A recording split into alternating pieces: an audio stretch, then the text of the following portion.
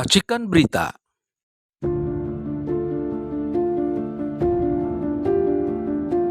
Penyebab dia tidak mau mengundurkan diri karena dia mau tetap eksis di pemerintahan. Itu adalah seorang nafsu berahinya dalam hidup, dalam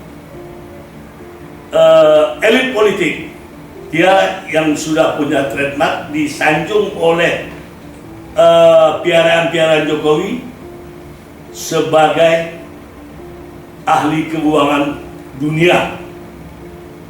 Nah, itulah, kalau dia mau, kalau dia mundur, karena mungkin sudah banyak desaan-desaan, termasuk saya sendiri. Saya tidak suka dengan Sri Mulyani. Apa? Saya kata, Sri Mulyani tidak terbuka dalam memimpin Departemen Keuangan. Apa tidak terbukanya? Dia itu adalah alat pemuas kekuasaan.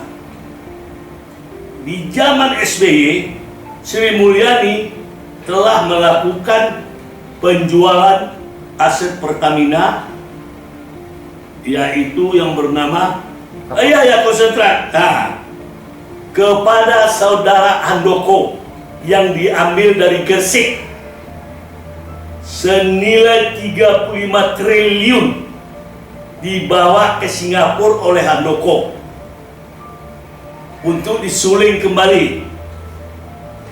Seharusnya Sri Mulyani meminta bank garansi kalau itu barang, sebab dia bendahara negara, tidak bisa memberikan sebegitu saja, harus ada bank garansinya, diberikan kepada Handoko. Akhirnya Sri Mulyani pindah ke World Bank, ke Amerika. Handoko diperiksa oleh Buas sebagai Bareskrim, didamping oleh dua pengacaranya, dan Sri Mulyani juga dipanggil untuk datang dari Amerika ke Bareskrim diperiksa. Bagaimana ceritanya? Alhasil si Handoko diberi izin oleh Buas berangkat ke Singapura untuk periksa untuk sakit jantung. Aneh bin ajaib. Sudah itu Sri Mulyani kembalikan ke Amerika. Mengapa itu terjadi? Karena Buas akhirnya mungkin kena tegur, dipindahkan ke BNN. Ini kasusnya sampai sekarang belum jelas kemana uang 35 triliun kondensat itu nilainya oleh si Handoko. Handoko raib mungkin sudah di Cina, seperti Edi Tanzil yang membuat bir, yang merampok Bank Bapindo 1,3 triliun dulunya. Jangan-jangan sudah ada di Cina.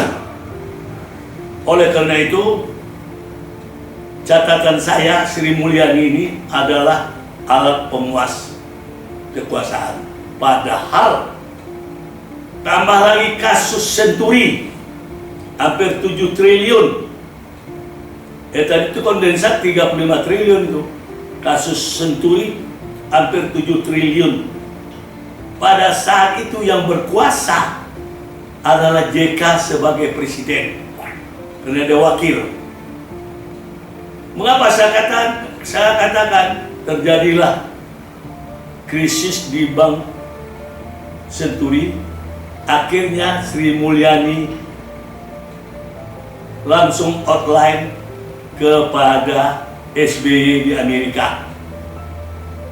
Atas keputusan SBY, Sri Mulyani yang saya tahu, terjadilah malam itu pengeluaran uang sebesar-besarnya terhadap relasi daripada SBY atau Sri Mulyani, termasuk Taspen, Sempurna, dan Harta Timur Daya, uang Hatta Rajasa, hasil deposito mereka di Bank Senturi dikeluarkan.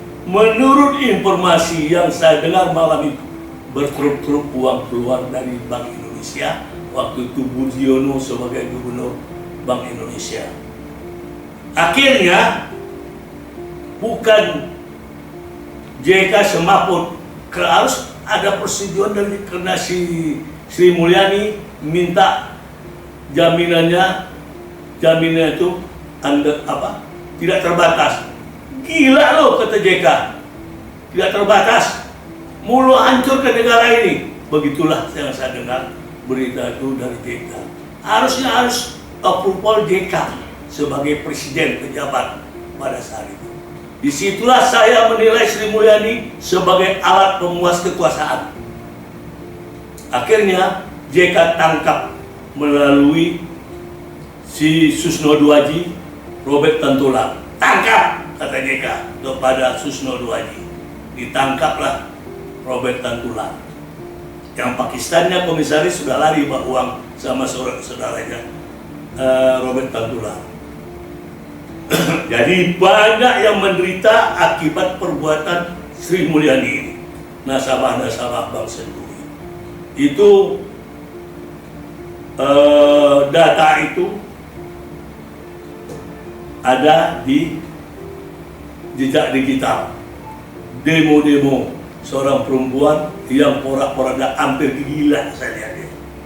Uangnya nggak bisa keluar. Itu akibat perbuatan Sri Mulyani. Berikut, di zaman SBY, di zaman Jokowi, Sri Mulyani ini diungkap oleh Mahfud, masih hidup oleh Mahfud di Komisi 3 DPR, 349 triliun uang itu yang tidak bisa dipertanggungjawabkan kemana bersama Ketua PPATK di depan Komisi 3, yaitu Benny Karman, satu lagi anak PDI yang songor sombong itu, yang sekarang nggak terpilih, dan berapa macam ketua fraksi PDIP. Mahfud bongkar, sampai sekarang tidak ada kelanjutannya uang itu. Hanya siapa? Si Alun yang ditangkap sampai sekarang, berapa triliun kekayaannya, seorang manipulasi pajak, termasuk biaya cukai di Jogja. Jadi permainan pajak dari mulai si Tambunan yang bisa berkeliling, permainan pajak perusahaan juga yang memanipulasi, itu di bawah kekuasaan Sri Mulyani. Itulah maka saya sebut Sri Mulyani ini alat pemuas kekuasaan sepanjang dia kaki tangan penguasa untuk memperlancar keinginan penguasa.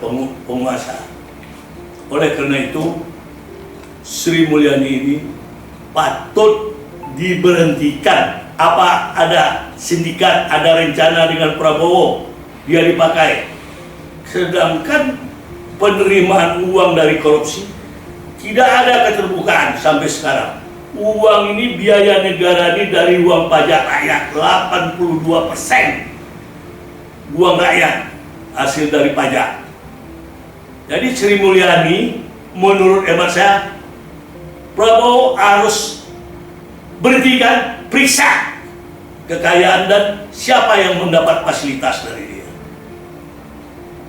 Pada saat SBY menaikkan harga minyak segala macam, Sri Mulyani berdalih subsidi. Akhirnya seorang ahli ekonomi yang bernama Kwi Kian Gi, yang saya hormati daripada tokoh-tokoh yang lain ini, ekonomi ini, dia tantang Sri Mulyani di jejak digital, ada di TV One, untuk debat tentang subsidi minyak sama Sri Mulyani. Kwi Kian Gi tamatan Rotterdam, dia World Bank Amerika. Tunjukkanlah kemampuan, tidak berani diskusi di TV One secara terbuka.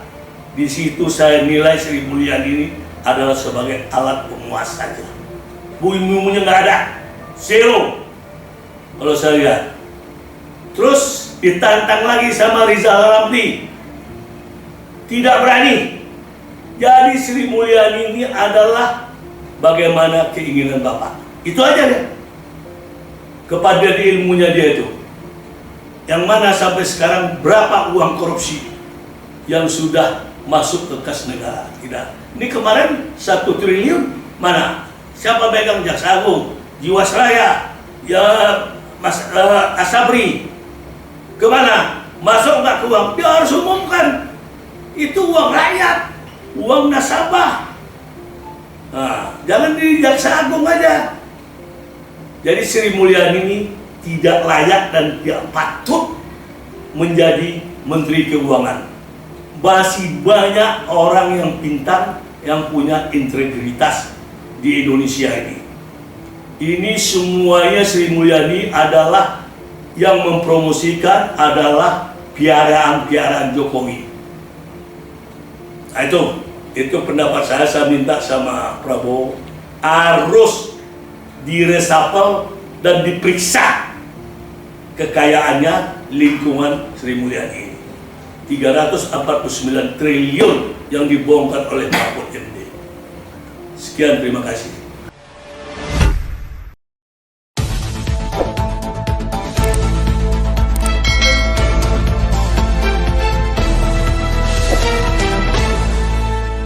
Racikan Berita